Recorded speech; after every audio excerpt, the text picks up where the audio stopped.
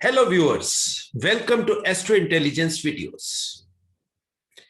आज की वीडियो में मैं एस्ट्रोलॉजी के एक बहुत इंपॉर्टेंट टॉपिक को आप सबके साथ डिस्कस करना चाहूंगा और वो टॉपिक है exaltation and debilitation of planets. बहुत से दर्शक जब क्वेश्चंस भेजते हैं तो पता लगता है कि दे आर वेरी कंफ्यूज्ड। उनको ये समझ नहीं आ रहा कि एक्चुअल में एक्सॉल्टेशन है क्या, डेबिलिटेशन है क्या, क्योंकि लोग एक्सॉल्टेशन डेबिलिटेशन को सिर्फ उसके वर्ल्डली मीनिंग से समझने का प्रयास करते हैं, क्योंकि आजकल हर चीज में इंग्लिश का यूज हो रहा है। ये जो वर्ड है एक्सॉल्टेशन या डेबिलिटेशन, अब शास्त्र क्योंकि हमारे बने थे वो तो संस्कृत में बने थे। संस्कृत में किसी भी ग्रह के बारे में बोला जाएगा कि वो ग्रह उच्च है या ग्रह नीचता में है। हालांकि एक्सॉल्टेशन डेबिलिटेशन भी कहीं ना कहीं मीनिंग इसी तरह का देता है, मगर लोगों के जहन में जो चीज जाती है एक्सॉल्टेशन, वो ये समझते हैं कि एक्सॉल्टेशन का मतलब है ये सुपीरियर है, डेबिलिटेशन का मतलब है इंफीरियर है या विदाउट एनी क्वालिटी है। अब आज के वीडियो में पर्टिकुलरली इन्हीं दो वर्ड्स के डीपर मीनिंग को हम समझने का प्रयास करेंगे और डेबिलिटेशन एक्सॉल्टेशन कौन से नक्षत्र में कौन से पद में है उस चीज को जानने का प्रयास करेंगे। आपके लिए आज की वीडियो में मैं एक बहुत इंपॉर्टेंट टेबल भी शेयर करने वाला हूं और प्लस हम ऋषियों के थॉट प्रोसेस को, कि ऋषियों ने अगर किसी भी प्लेनेट को हमारे लिए दिया और साथ में उन्होंने एक्सॉल्टेशन डेबिलिटेशन यानी कि उच्च या नीचता को उसके साथ अगर एसोसिएट किया तो उनके दिमाग में क्या चल रहा था, उन्होंने उसके थ्रू हमें क्या समझाने का प्रयास किया। ये बहुत इंपॉर्टेंट बात है, क्योंकि जब हम बात करते हैं प्लेनेट की, अब प्लेनेट वर्ड शास्त्रों में तो है नहीं। हालांकि बहुत से रिसर्चर्स, बहुत से थिंकर्स ने प्लेनेट को अपने तरीके से समझाने का प्रयास किया, मगर ऋषियों ने तो सिर्फ एक ही वर्ड दिया, वो दिया ग्रह, ग्रहण करने वाली बात, कि हम किसी भी प्लेनेटरी एनर्जी को कितना हम एक्सेप्ट करते हैं, कितना हम इम्बाइब करते हैं, या उस प्लेनेटरी एनर्जी से कितने हम ग्रास्प हो जाते हैं। ये जो वर्ड ग्रास्प है, ये कहीं ना कहीं ग्रह का बहुत नजदीक का मीनिंग है। आप इसको कैसे समझ सकते हो? जैसे विंटर्स आती हैं, एक एनवायरनमेंट विंटर का बन गया, अब वो विंटर का एनवायरनमेंट हमें ग्रास्प कर लेता है, हमारे ऊपर हावी हो जाता है और हम उस चीज को ले लेते हैं, उसको एक्सेप्ट कर लेते हैं। यानी जब एनर्जीज हमें ग्रास्प कर ले तो वो हो गया कि हमने उस एनर्जी का ग्रहण कर लिया। ये ग्रहण लग नहीं गया जैसा नॉर्मली आजकल बहुत से लोग वीडियोस में सीधा सीधा बोलते हैं, जी फला प्लेनेट ग्रहण कर लेता है। ऐसे कोई किसी को खा नहीं जाता, कोई ग्रहण नहीं कर लेता, कोई किसी के ऊपर ओवर पावर नहीं करता। उस चीज को मीनिंग आपको समझना पड़ेगा कि वो मीनिंग क्या है। मीनिंग है कि वो एनर्जीज आपके ऊपर इन्फ्लुएंस करती हैं और आप उसको एक्सेप्ट करते हो। जब तक हम उसको एक्सेप्ट नहीं करेंगे तब तक हम ग्रास्प नहीं होंगे, और जब तक हम ग्रास्प नहीं होंगे तब तक वो एनर्जी हो ना हो इमेटीरियल है। अब ये जो चीज है ये एक्सॉल्टेशन डेबिलिटेशन में भी आपके सामने आएगी, क्योंकि पहले एक्सॉल्टेशन को समझने से पहले हमें ग्रह या उसके ग्रहण करने की चीजें, वो जो क्वालिटीज जिससे हम ग्रहण हो सकते हैं, वो क्या है। क्योंकि ऋषियों ने वर्ड दिया हमें ग्रह, अब ग्रह के साथ उन्होंने दिया कि ये ग्रह उच्च है या नीच है। अब नीच का मतलब ये नहीं है कि वो बुरा हो गया, खराब हो गया, उसमें कोई क्वालिटी ही नहीं है, वो बिल्कुल जीरो हो गया, ऐसा नहीं है।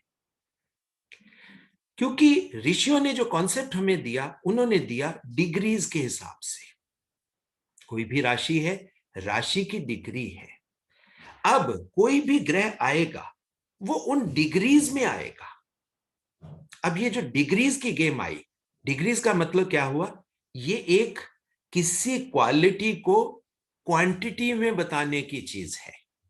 अब आप इस मेरे वर्ड को समझिए, क्वालिटी को क्वांटिटी में बताने की चीज है। कौन सी क्वालिटीज और कौन सी क्वांटिटी?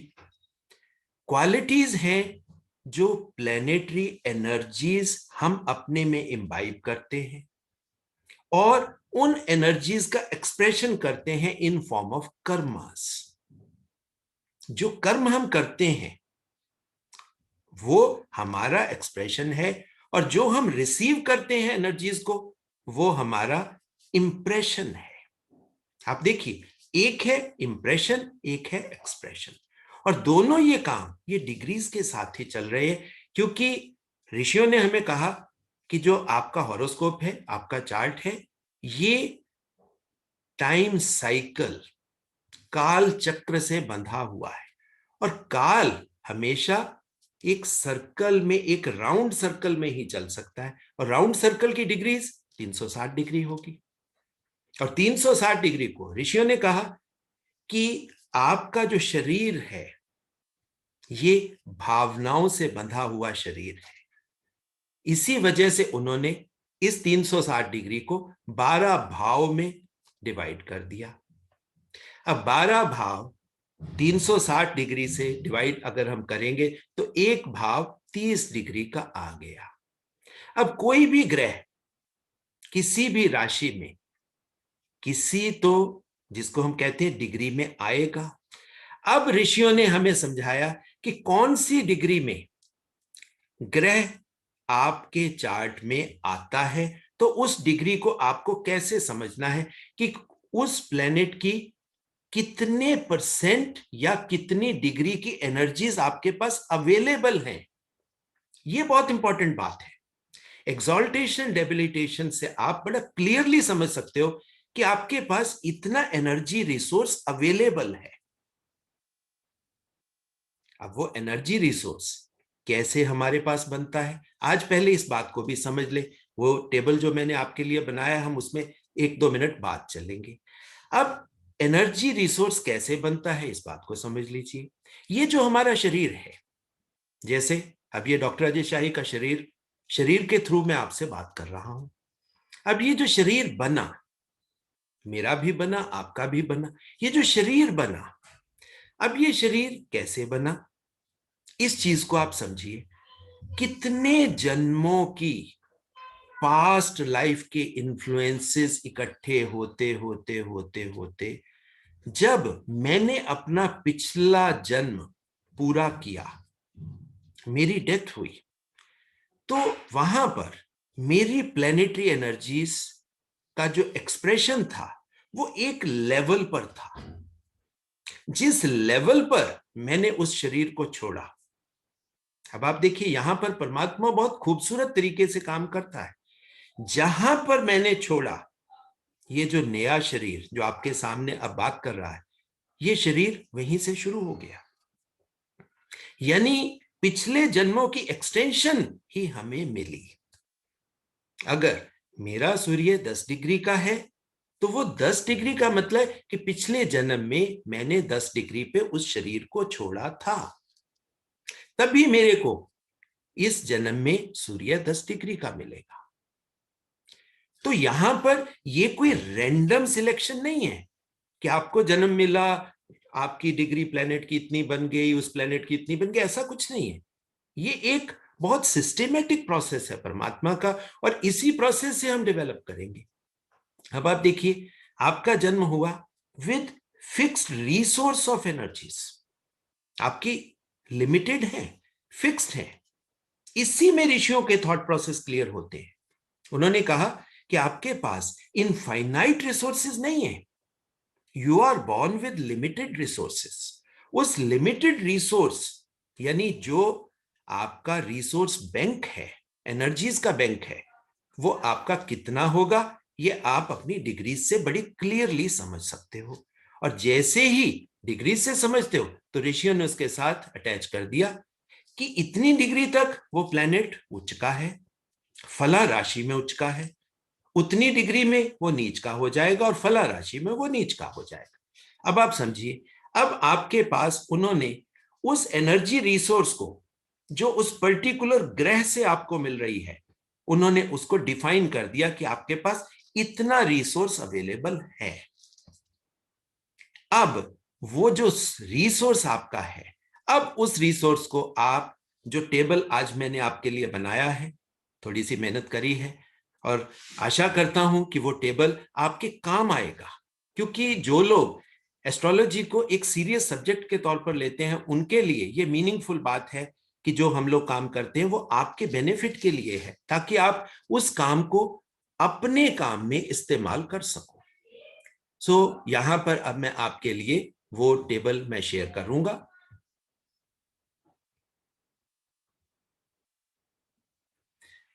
ये दर्शकों आपके लिए एक टेबल मैंने बनाया है जिसमें एक्सॉल्टेशन डेबिलिटेशन का ये टेबल है। अब आप देखिए, इसमें हर ग्रह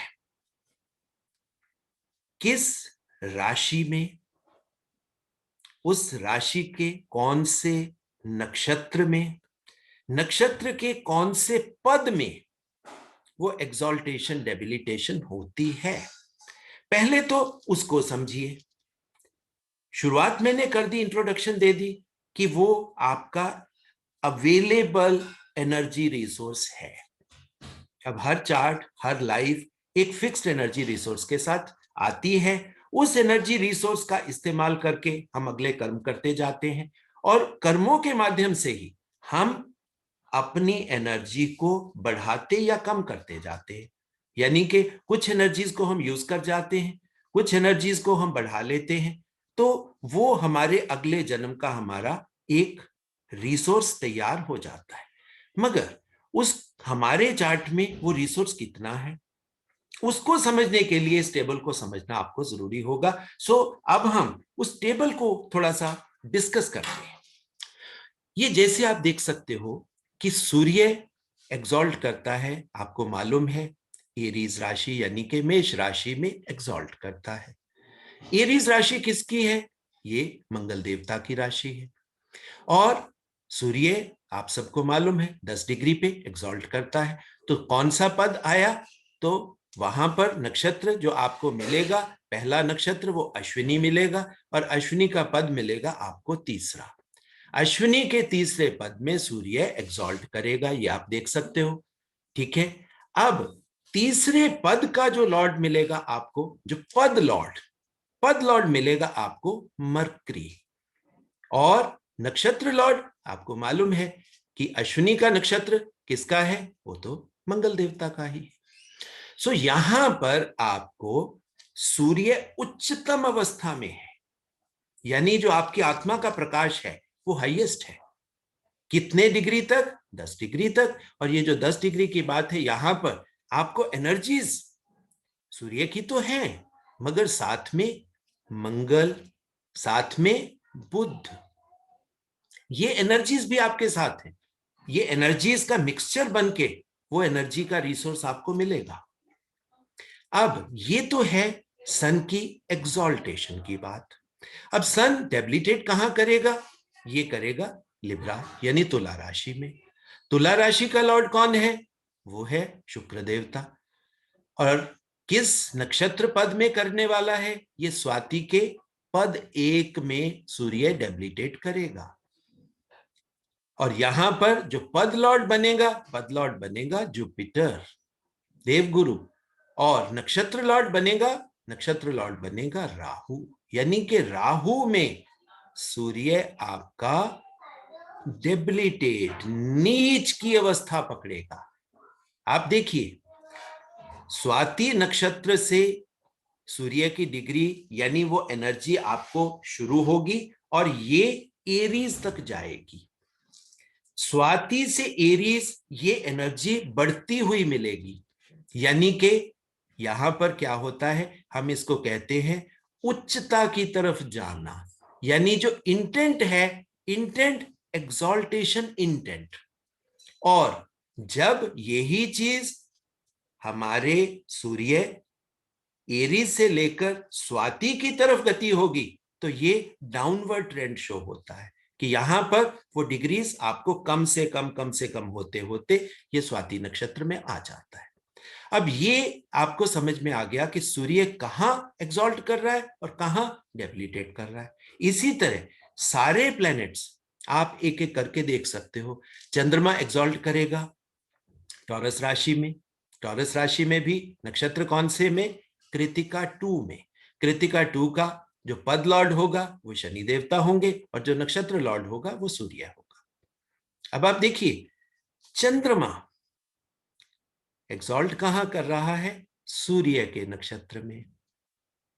किस एनवायरमेंट में एक्सॉल्टेशन कर रहा है, शनि के एनवायरमेंट में। यानी बेसिक एनवायरमेंट उसको किसका मिला, शनि का मिला।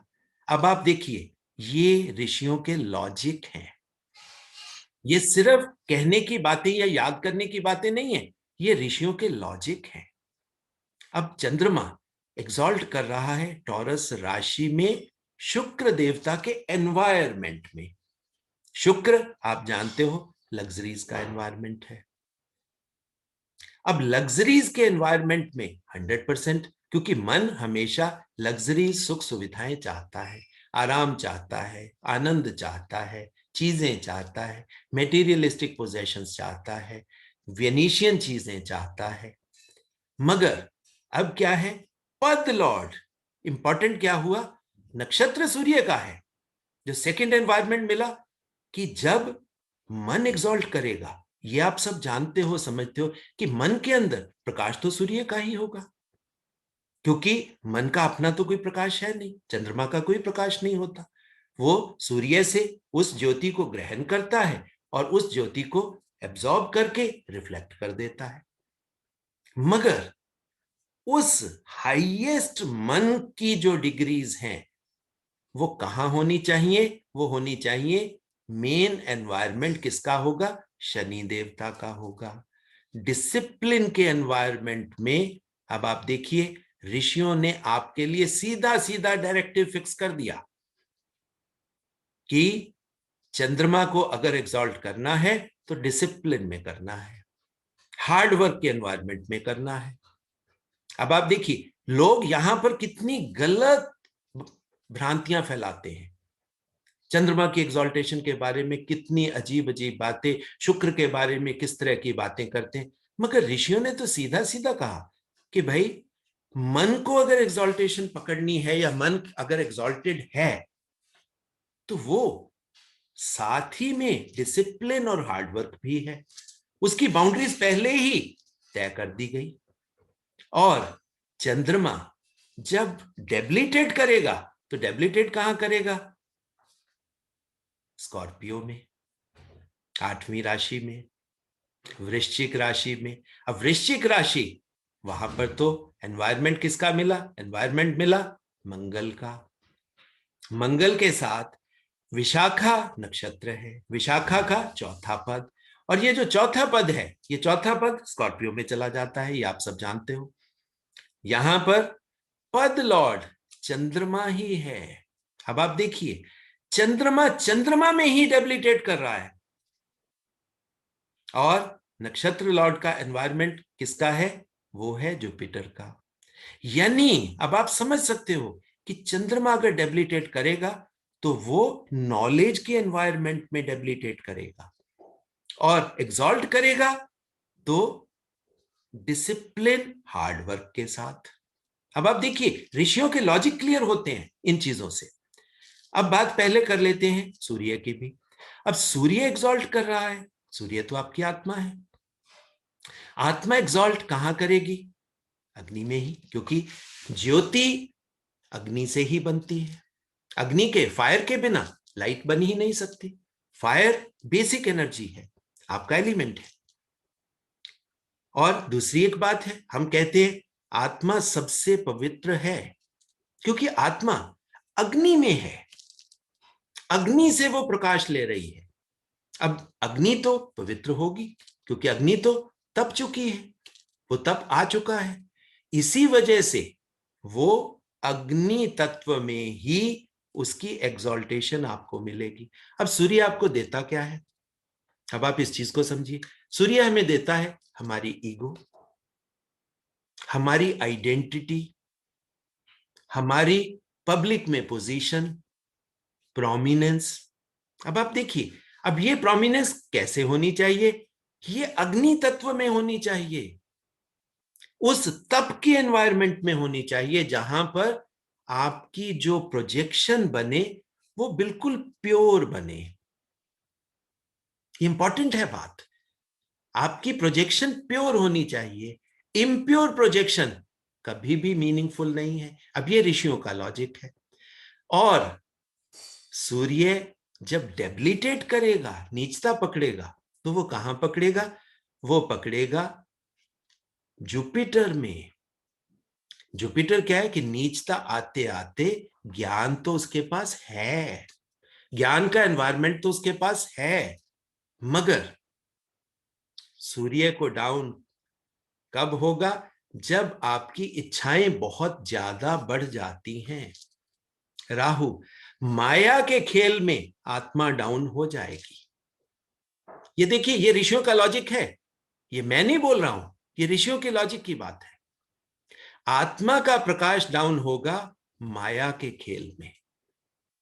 अब ऋषियों ने तो सीधा सीधा आपको समझा दिया कि भाई माया के खेल में फंसना है या नहीं फंसना।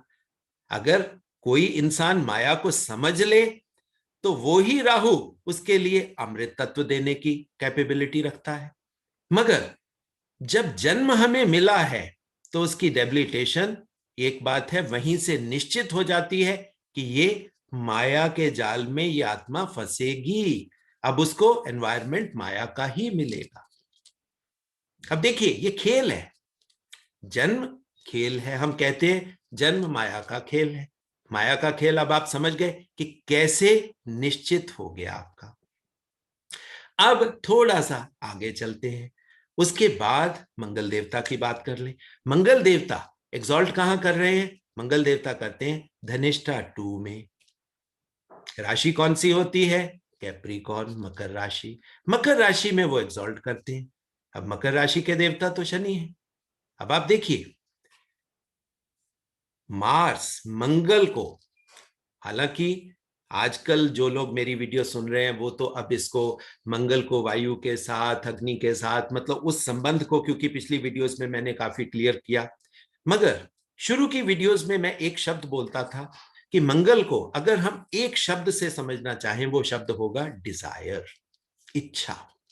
अब आप देखिए, इच्छा एग्जॉल्ट कहां करेगी? एग्जॉल्ट करेगी शनि के परव्यू में, शनि के एनवायरनमेंट में।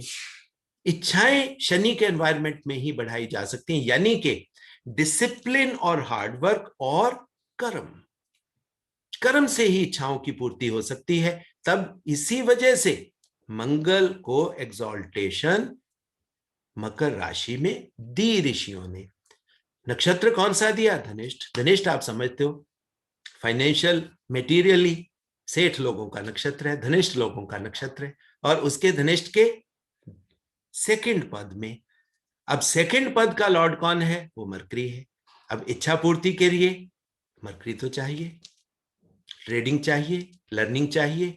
अब ये जो सारी चीजें हैं, क्योंकि मरकरी का संबंध हमारे फाइनेंस से है, हमारे कॉमर्स से है, पैसे की चीजों से है, मेटीरियल चीजों से है। सो यहां पर मेटीरियल चीजें, इच्छाएं, अब आप देखिए कितना लॉजिकल एनवायरनमेंट ऋषियों ने दिया। और यहां नक्षत्र लॉर्ड, धनिष्ठ का नक्षत्र लॉर्ड कौन है? मार्स है। मार्स अपने ही एनर्जी में, यानी आप जो भी उससे पैदा करोगे उससे एक एनर्जी का रिसोर्स पैदा होगा, और वो एनर्जी का रिसोर्स 100% आपके लिए मेटीरियलिस्टिक चीजें लेकर आएगा। पिछले टाइमों में आप देखते थे सैनिक को हम कहते थे ये मार्स है, मार्स को हम सेना या सैनिकों के साथ या मतलब ऐसी एजेंसीज के साथ ही हम एसोसिएट करते थे। पुराने टाइमों में आप देखते थे लड़ाइयां होती थी, अब सैनिक लड़ाइयां करते थे, जिस देश जिस राज्य को वो जीत लेते थे उसकी सारी सुख संपदा सा मतलब जितनी मेटीरियलिस्टिक चीजें होती थी वो उनकी हो जाती थी। यानी कि मार्स का अगर हम कहें कि एंड कहां होगा, उस मेटीरियलिस्टिक डिजायर्स में होगा। अब मार्स डेबिलिटेट कहां करेगा, डेबिलिटेट करेगा कैंसर यानी कर्क राशि में। कर्क राशि किसकी है, वो तो चंद्रमा की है, वो तो मन की है। अब आप देखिए ये लॉजिक बदलता है, यहां मार्शियल एक्टिविटीज से चीजें बनी, मगर जब उसको डेबिलिटेट करना है, चीजें तो आपने अचीव कर ली, अब चीजें जैसे ही डाउन जाएंगी आपको सुख प्राप्त होगा। अब आप चीजों के पीछे नहीं भाग रहे हो, चीजें आपको मिल गई, घर मिल गया, माता मिल गई, वाहन मिल गए, भूमि मिल गई, चीजें मिल गई। अब आपको, अब जब चीजें मिल गई तो जो चीजों का सुख है, अब आप उन चीजों के पीछे भाग नहीं रहे हो, तभी वो एनर्जी डेबिलिटेट कर गई। और ये हुआ क्या अब यहां पर, अश्लेषा 4। ये बहुत इंपॉर्टेंट बात है। चीजों से, भावनाओं से, क्योंकि कैंसर राशि का संबंध हमारे इमोशन से, भावनाओं से। अब भावनाएं बढ़ी, चीजें बढ़ी, चीजें देने में, अब आप देखिए एक्सॉल्टेशन में रोल किसका था, मरकरी का ही था। और जब ये डेबिलिटेट कर रहा है, यहां भी नक्षत्र कौन सा है, अश्लेषा नक्षत्र मरकरी का ही है। अब मरकरी देखिए, अब मरकरी की ही गेम है, मरकरी ही आपको चीजें दिलवा रहा है और मरकरी ही आपको सुख दिलवा रहा है।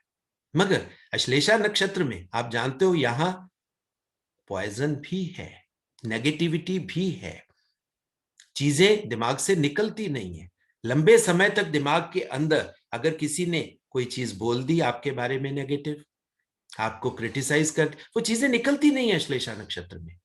और क्यों नहीं निकलती हैं, क्योंकि हम उनका सॉल्यूशन निकालने की, उसको रिटेलिएट करने की, अपना स्कोर सेटल करने की कोशिश में लगे रहते हैं। और यहां पर पद लॉर्ड एनवायरमेंट किसका है, जुपिटर का है।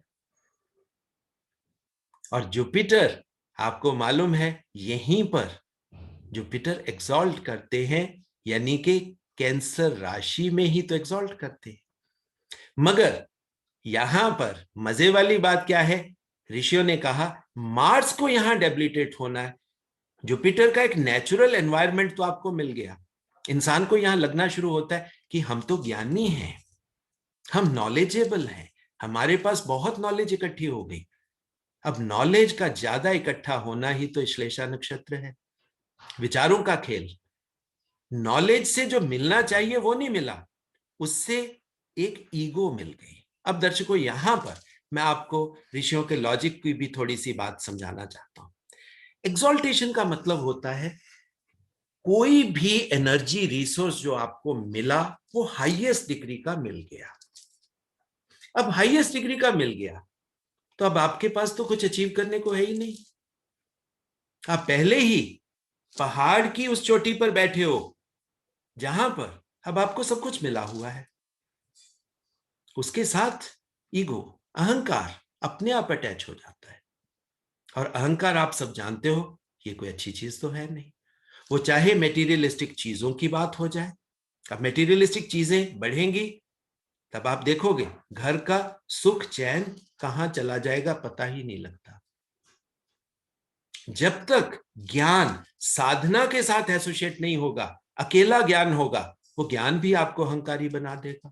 आप उस पहाड़ की चोटी पर बैठ जाओगे, अहंकार की चोटी पर जो ज्ञान के साथ है, आपको लगेगा कि मैं ही सबसे बड़ा ज्ञानी हूं। तो वो समझ लीजिए कि आपका डाउनफॉल की शुरुआत हो गई। क्योंकि अब जब आप पहाड़ की चोटी पर बैठ गए, हाईएस्ट पोजीशन पर पहुंच गए, अब आप करोगे क्या, अब आप डाउन ही तो आओगे। इसीलिए जो दर्शक मेरे साथ पुरानी वीडियो से जुड़े हुए हैं, मैं उनको बार बार एक ही बात समझाता हूं कि डेबिलिटेशन हमेशा अच्छी होती है, क्योंकि डेबिलिटेशन उच्च अभिलाषी है, एक्सॉल्टेशन नीच अभिलाषी है। जब हम डेबिलिटेशन में हम कोशिश करते हैं अपनी एनर्जीज को बढ़ाने की, अब ये मार्स के साथ है एसोसिएटेड।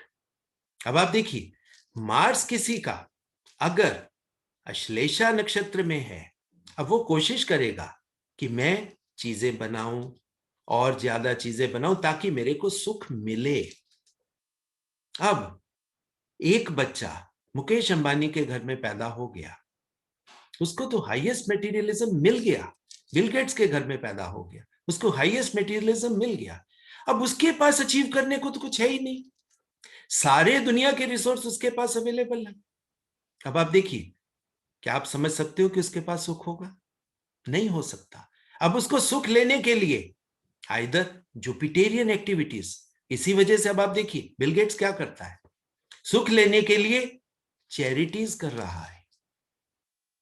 ये देखिए, ये संबंध है जो आप सीधा सीधा खोज सकते हो कि यहां पर मार्स अगर डेबिलिटेट होगा तो उसका ये रेमेडी है कि अगर सुख लेना है तो उसको चैरिटी करवाओ।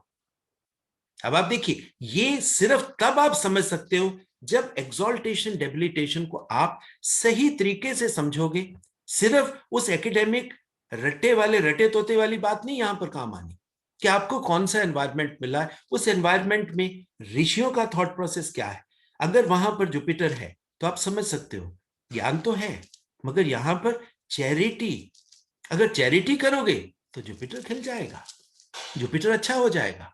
तो यहां पर दान की महिमा, चैरिटी की महिमा अपने आप बढ़ गई। अब चलते हैं इससे नेक्स्ट अगला प्लेनेट ले लेते हैं।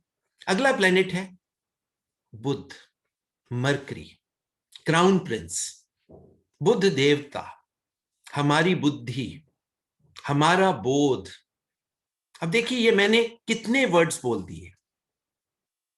अब ये सारे के सारे एक ही प्लेनेट के साथ एसोसिएट हो रहे हैं और सबका मीनिंग कहीं ना कहीं डिफरेंट हो जाता है। बाहर से देखने में मरकरी 100% ये लगेगा मेटीरियलिस्टिक डिजायर्स का प्लेनेट है, मगर जब ऋषियों ने बोल दिया कि ये क्राउन प्रिंस है, राजकुमार है, तो राजकुमार का मतलब तो एक है कि जब आपको राजा बनना है तो पहले आपको राजकुमार बनना पड़ेगा, तभी आप राजा बन पाओगे। यानी आत्मा के पास पहुंचने के लिए मरकरी ही आपका वेपन है। ये ही बोध है, ये ही बोधि है, ये ही बुद्धि है, और इसी बुद्धि का इस्तेमाल करके आप क्राउन प्रिंस बन सकते हो और क्राउन प्रिंस ही आगे जाकर राजा बन सकता है। सो मरकरी तो आपका एंड से पहले भी, चाहे आप रेवती नक्षत्र की बात कर लीजिए, एंड से पहले भी आपको ये मरकरी ही मिलने वाला है। यानी कोई भी नई शुरुआत जब होगी, चाहे आप अश्लेषा से माघा में एंटर करोगे, तब भी वही मरकरी मिलेगा आपको। मरकरी बहुत इंपॉर्टेंट प्लेनेट है किसी का भी, क्योंकि ये हमारी बुद्धि है, ये हमारी अवेयरनेस है। हम कहते हैं कॉन्शियसनेस। कॉन्शियसनेस जब अवेयरनेस में चली जाती है, जिसको हम कहते हैं साक्षी भाव, तब वो हाईएस्ट लेवल मरकरी का होता है, क्योंकि वहां पर हाईएस्ट लेवल लर्निंग की होती है। अब मरकरी की चीजों को समझ लीजिए आप। मरकरी एग्जॉल्ट कहां पे करेगा? मरकरी एग्जॉल्ट करेगा हस्त नक्षत्र में। हस्त नक्षत्र किसका है? ये तो मरकरी की अपनी राशि वर्गो यानी कन्या राशि का ही तो है, मगर हस्त नक्षत्र चंद्रमा का नक्षत्र है। मगर हस्त 2 जिस पद में ये एग्जॉल्ट कर रहा है, वो पद बिलोंग करता है वीनस का। जब हाईएस्ट मरकरी है ना, जब ये मरकरी अपने हाईएस्ट, उसमें हम कहते हैं जेमिनाई मरकरी इमेच्योर है, मेच्योर मरकरी बिलोंग्स टू वर्गो। अब ये हाईएस्ट मरकरी है। हाईएस्ट मरकरी वर्गो में हम सब जानते हैं रोग ऋण शत्रु। वर्गों में हम जानते हैं क्या आता है? कंपटीशन। ये सभी चीजें इसी का सब्जेक्ट है और इससे मिलेगा क्या आपको? मिलेगा आपको वो वीनस, वो चीजें, वो मेटीरियलिस्टिक चीजें जिससे आपका शरीर अच्छा बन जाएगा, आपको आनंद मिलना शुरू हो जाएगा। और यही चीज जब थोड़ी सी नेगेटिव होके बढ़ जाती है, मतलब नेगेटिवली एग्जॉल्टेड, तो ये डिजीज बन जाती है। डिजीज, अब आप लोन्स के चक्कर में भी फंस जाओ, वो भी तो डिजीज है। आप याद कर सकते हो विजय माल्या, नीरव मोदी, या इतने हजारों एग्जाम्पल्स आप ले सकते हो। अब ये पैसे की वो डिजीज बन जाती है जब ये नेगेटिवली एग्जॉल्ट कर जाता है। अब ये होता कैसे है? क्योंकि यहां पर मन का खेल है। एनवायरमेंट किसका है? मन का है। और मन में अगर लाइट थोड़ी सी भी नेगेटिविटी वाली हो जाए, क्योंकि मरकरी जो है चंद्रमा का बेटा है, जैसा बाप वैसा पूत, ये होगा, अलग नहीं हो सकते, क्योंकि जेनेटिक लीनिएज वो ही जाएगी। अगर बाप नेगेटिव तो बुद्धि कैसे नेगेटिव नहीं होगी?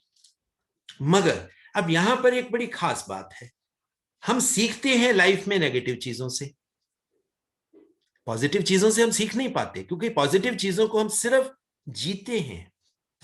We live through that period. सुख के पीरियड से हमें कुछ भी गेन नहीं होता, गेन करते हैं हम दुख के पीरियड से। सीखते हैं, समझते हैं, अंडरस्टैंडिंग जो हमें मिलती है वो नेगेटिव चीजों से मिलती है। और जब मन और बुद्धि नेगेटिव एक्सपीरियंसेस देते हैं तब हम सीखने की कोशिश करते हैं। और सीखना कहां से होता है? क्योंकि मरकरी लर्निंग प्लैनेट है। तो एग्जॉल्टेशन, देखिए, कोई प्लेनेट एग्जॉल्टेशन में नेगेटिव काम कर रहा है, कोई प्लेनेट एग्जॉल्टेशन में अच्छा इंटेंट भी दे रहा है। अब यहां पर एग्जॉल्टेशन है, हाईएस्ट लेवल है, रिसोर्स आपके पास हो गया, मगर नेगेटिविटी आ गई। अब उस नेगेटिविटी से क्या हुआ? आपको लाइफ में झटका मिला, आपको ट्रिगर मिला, आपको नेगेटिव एक्सपीरियंस मिला। आपने उस नेगेटिव एक्सपीरियंस को अंडरस्टैंड किया, समझा, और वहीं से आपने अपनी एग्जॉल्टेशन जर्नी शुरू कर दी। डेबिलिटेट तो किए, क्योंकि वो जो नेगेटिव ट्रिगर आया वो डेबिलिटेशन तो थी, उसने आपको वो झटका दे दिया, वो ट्रिगर दे दिया, और उस ट्रिगर ने आपको दोबारा उसी एग्जॉल्टेशन की तरफ ले जाने का प्रयास शुरू कर दिया। इसी वजह से ये जो छठी राशि है, कन्या राशि, ये बहुत इंपॉर्टेंट है। रोग, ऋण, शत्रु आपको सामने दिखाई देंगे, उन्हीं को तो अंडरस्टैंड करना है। यही आपके एनिमीज हैं और यही आपका कंपटीशन है। और इसी कंपटीशन को विन ओवर करके अब आप देखिए, यहीं पर इसी राशि में वीनस डेबिलिटेट करता है, क्योंकि यहां पर एनिमिकल है चीजें। जहां पर बुद्धि बढ़ गई वहां वीनस डाउन चला गया, और जहां पर बुद्धि डाउन चली गई वहां वीनस अप हो गया। ये मीन राशि की बात है। देखिए, ऋषियों के लॉजिक है, ये बड़े मजेदार लॉजिक है, इंटरेस्टिंग है, मजा आता है जब हम इस तरह चीजों को देखते हैं कि हमें कौन सा बढ़ाना है, कौन सा कम करना है, किसके एनवायरनमेंट में रहना है। मतलब अब ये माया का वो खेल है जो एग्जॉल्टेशन डेबिलिटेशन से हम और आप आसानी से समझ सकते हैं। इसको समझ ले तो जीवन अच्छा बन जाता है। अब मरकरी डेबिलिटेट कहां कर रहा है? जैसे मैंने कहा, मीन राशि में। मीन राशि किसकी है? ये तो जुपिटर की है। जुपिटर यानी कि ज्ञान, नॉलेज। तो नॉलेज में बुद्धि को डेबिलिटेट होना है, एग्जॉल्टेशन नहीं। देखिए, ऋषि बहुत बढ़िया तरीके से बात समझा रहे हैं कि अगर आपकी लर्निंग खत्म हो गई, अगर कहीं जुपिटर का वो ईगो, वो अहंकार आपको पकड़ गया, आपको लगना लग गया कि मैं तो दुनिया का सबसे अमीर आदमी हूं, सबसे बड़ा आदमी हूं, सबसे बड़ा राजा हूं। अब आप सोचो, तो आपकी वो जो ग्रास्पिंग की बात जो मैंने आपको शुरू में वीडियो में समझाई थी, वो ग्रास्पिंग तो आपकी होगी नहीं। आप अपने आप को एक्सप्रेस ही एक्सप्रेस करते जाओगे, और एक्सप्रेशन से क्या होगा? आपकी एनर्जीज डिप्लीट होती जाएंगी, and in the end you are left with lesser energies. अब अगर आपकी ग्रास्पिंग ईगो की हो गई, अहंकार की हो गई, अब आप देखिए, तो ऋषियों ने कहा ज्ञान के एनवायरनमेंट में बुद्धि को डाउन चले जाना चाहिए, बुद्धि को सटल सूक्ष्म हो जाना चाहिए, शांत हो जाना चाहिए। अब वो बुद्धि कुछ लर्न नहीं कर रही, वो सिर्फ देख रही है। और मीन राशि में इसी वजह से बोला जाता है कि यहां पर हम चीजों को देखने की बात करते हैं, अवेयरनेस की बात करते हैं। और अवेयरनेस, अगर हम साक्षी भाव से अवेयरनेस करेंगे तो आपको जुपिटर भी मिल जाएगा और हाईएस्ट वीनस भी मिल जाएगा। आपको वो माया का खेल साक्षी भाव से समझ आएगा कि हम तो बिल गेट्स थे, अब कहां पहुंच गए, हम तो सिकंदर आजम थे, कहां पहुंच गए। अब आपको वो समझ आई, और जैसे ही समझ आई, वो आपको हाईएस्ट वीनस है।